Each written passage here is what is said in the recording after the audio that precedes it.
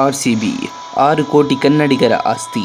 RCB versus GT ವಿರುದ್ಧ ನಡೆದ ಪಂದ್ಯದಲ್ಲಿ ವಿಲ್ ಜಾಕ್ಸ್ ಬಾಲನ್ನು ಮೈದಾನದ ಅಷ್ಟ ದಿಕ್ಕುಗಳಿಗೆ ಪರಿಚಯ ಮಾಡಿಸಿದ್ರು. ಮೊದಲಿಗೆ ಫಾಫ್ ಮತ್ತು ವಿರಾಟ್ ಕೊಹ್ಲಿ ಬ್ಯಾಟಿಂಗ್ಗೆ ಬರ್ತಾರೆ.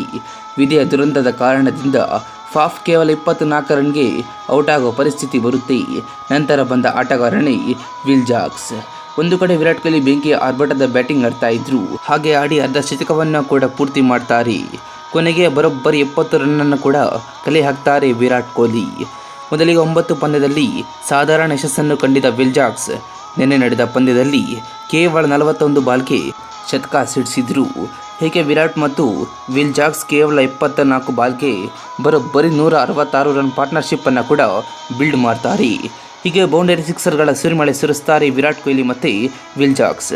ಬೌಂಡರಿ ಸಿಕ್ಸರ್ಗಳ ಸುರಿಮಳೆ ತಕ್ಕಂತೆ ಕೇವಲ 16 ಓವರ್ಗೆ ಮ್ಯಾಚ್ನ ಕೂಡ ಗೆಲ್ಲಿಸ್ತಾರೆ ಈ RCBಯ 2